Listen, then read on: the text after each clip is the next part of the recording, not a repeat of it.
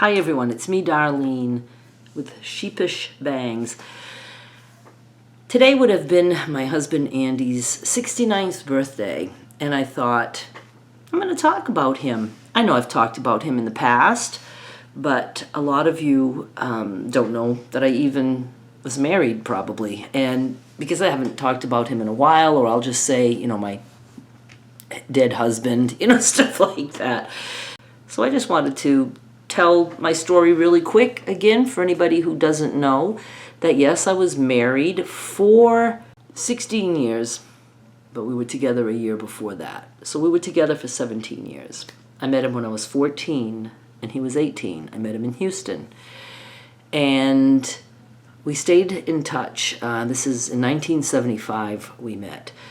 There was no cell phones, no things like that. Long distance calls were expensive, so we wrote letters to each other for a little while. He did call me, and I had called him a couple of times. And he stayed in touch with me through both of us having children. I had Derek, he and his girlfriend after me and my boyfriend after Andy. His name is Rob. And I remember calling Andy to let him know that that I was pregnant, and then after I had Derek, I let him know that, and he ended up having 3 children with his wife at that time, and he divorced. Would keep in touch with me. When I would go to Houston to visit my brother, we would see each other. So, we kept in touch, met his wife, his son, when he had that first one, stuff like that. We just kept in touch, and, neither one of us really thought anything could ever come of it, but we liked each other, and, when I look back, I was like, I really still had a crush on him, even though he was married, but, it was whatever it was. So then he divorced, and he wanted to get together, and I just wasn't interested. I didn't want to leave, and, even for a visit, I was like, why bother? And he was drinking a lot. He drank every day. And even though he had a job all the time, made very good money, I just wasn't interested until I was like 30 and I was at my worst. My whole entire 30s were spent drinking, eating, gaining 200 pounds, sick all the time, hungover all the time, even started my own businesses that I could work at home because I didn't want to have to go out and drive or whatever. I was just living the life of a hermit because my life was being a drunk. So at that point, talking to him sounded like a good idea. So we did. We started talking, and in a few months of talking, back then you could get a plan for like $25 on landlines, and you could talk unlimited. That was like, wow. So we talked for a while, and then after just a couple months, I went to see him, and during that visit, I extended my stay and got a lot of things in order, even by phone, about my apartment, things like that, because now he was going to come back to Maine with me, load up a U-Haul, and I was moving. So that's what I did. And we were together 17 years. We were married 16 of those years. And not too long after we started living together, I started realizing that this drunk life that we were living could be so much better. I mean, it could have been so much better. And I would imagine us, on a porch holding hands in rocking chairs later, but I was like, we're not going to live long enough to do any of that. And as it was, he ended up getting not in trouble at work, but they wanted him to quit drinking. So they put him through treatment, and it lasted for a little bit, but then I could tell he was drinking without telling me, and then he went back on drinking and full-on drinking. But because he had to stop, I was in that apartment kitchen talking to my brother, and I was like, yeah, I don't think he's going to be able to quit. And my brother said, are you drinking? I said, yeah. He goes, you drinking right now? I said, yeah. He goes, what? I said, I have a beer. He goes, dump it in the sink. And I did. He said, you can't expect him to quit if you're going to be drinking. And that's how I quit drinking. and it was like not really for him. It was for me. Once I realized and watched him, I didn't want to be that person. I didn't want to die that way. And of course, he did die that way.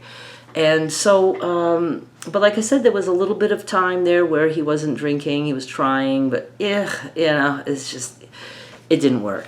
So I ended up like being really, really lonely now. I was a sober person, and I wanted to go back to Maine because I thought, oh, my mother will be so proud of me now that I'm not a drunk. And yeah, she wasn't.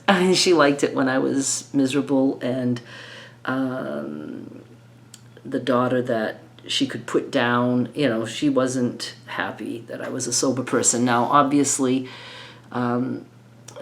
it worked out in her favor because I was able to take care of her. I could have never done that as a drunk, but she, deep down, she liked me to be destroyed.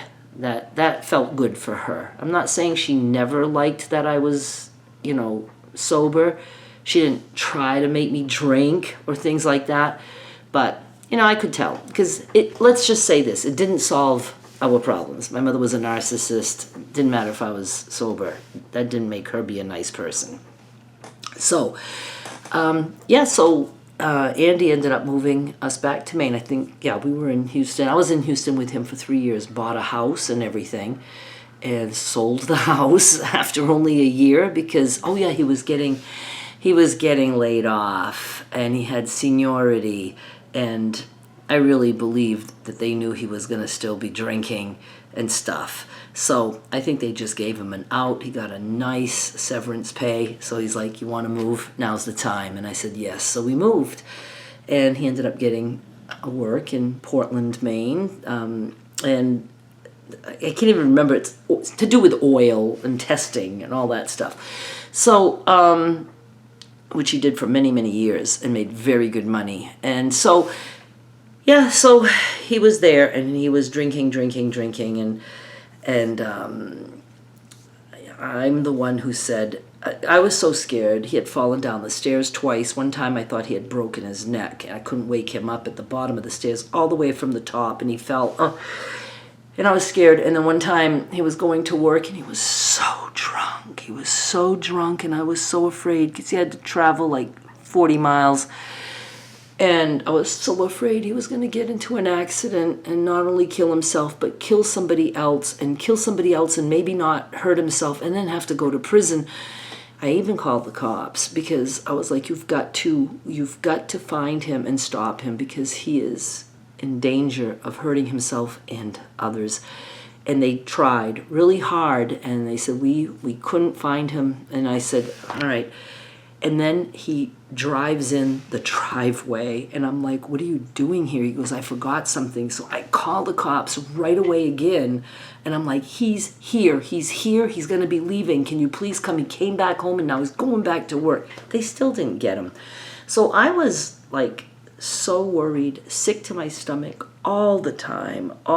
Is he going to fall? And it would be worse if I'd say, be careful, because then he'd be like, I'm fucking careful. He was not even smart anymore. His brain was fried, and he was just an asshole, and he was a drunk. And I told him, I said, why don't you go live with your mother in Texas? She was starting to come down with dementia. And I said, when my mother dies, I'll come back out there. And we thought that wouldn't take too long. My mother decided to live a very long time, 99 years. So, but I was so much more at peace. And this is now Skylar's in my life as a little girl, and I would go see her, and I'd take her to Maine. But I was still always worried because it's like, what if something happens to Andy? And, how do I handle it? So I was worried all the time. And then one day he calls me and he says, I have lung cancer, and I have, he was like under 100 pounds. He was just drinking himself to death because he had left work. He didn't work for the last, he left in January, he died in November of 2016. All he was doing was drinking. He was just drinking himself to death. And he did smoke a lot, and he had lung cancer also. But he died on the death certificate of alcoholism. That's what really ended up taking him out. And we were talking back and forth, and I ultimately decided, well, I kept saying, you can come here and I'll take care of you. But I was not going, I was taking care of my mother. I couldn't leave. And he just dragged his feet about. He was so sick. And then when I knew he was actually dying, I could have flown out, but then I thought, no, he's with his family, and I'm just going to let him die there. And so that's how it happened. I wasn't able to be with him, and I regretted that for a while, but then I didn't. He made his choice. I mean, I am the one who told him to go. I convinced him that he needed to go, and at the time he liked that idea because he knew that I didn't like that he was drinking, because he knew I was sober, and he just wasn't free to drink and have his drinking buddy anymore. So that's how our marriage went, and it was like I said, 16 years of marriage, 17 years together, 1 year of us drinking together, and then the rest of it just him drinking. So 16 years of me being with a drunk. I never regret that relationship because, first of all, I didn't really know any better. I didn't know anything different. And if not for him, I think I'd be dead too. I don't think I would have ever quit drinking on my own. I didn't have any purpose.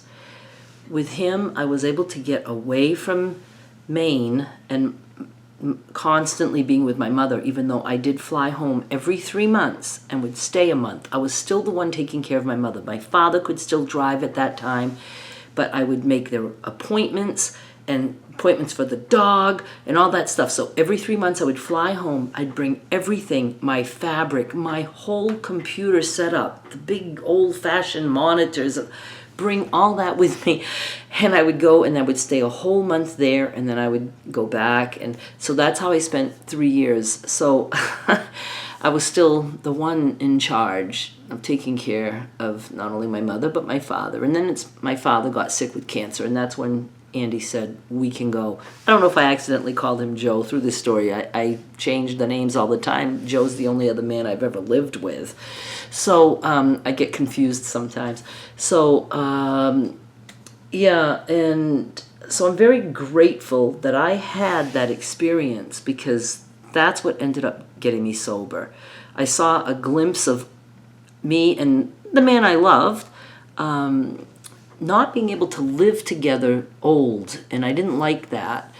And I tried my best without, I certainly didn't, enable him, but I didn't bug him about it either. I knew that nobody could get me to stop drinking. I did it for myself, and I knew that would have to be the same for him, but he never wanted to stop drinking. He was very vocal about that. He didn't care. And so, it was a long 16 years, and there were times that I thought maybe I should leave this marriage, but like I said, I loved him. I had nothing else to do. I just watched him drink himself to death and then move away and die alone. Well, not alone. He had his family. But, and he would have been 69. Instead, he died 1 month. He died November 27. I think it was 27. So he would, so he had just turned 60, and he died a month after that. And yeah, and then here I sit with a sober man. There's a big difference there. With Andy and me, it started off like, oh, this is wonderful, and then you would think, if we both would have sobered up, I'm sure it would have been good, but only I did. So there was no not really a marriage there. I was married to an alcoholic whose main concern was drinking. I was just an outsider. You can call it a marriage because we had a marriage license, but it wasn't, I don't know.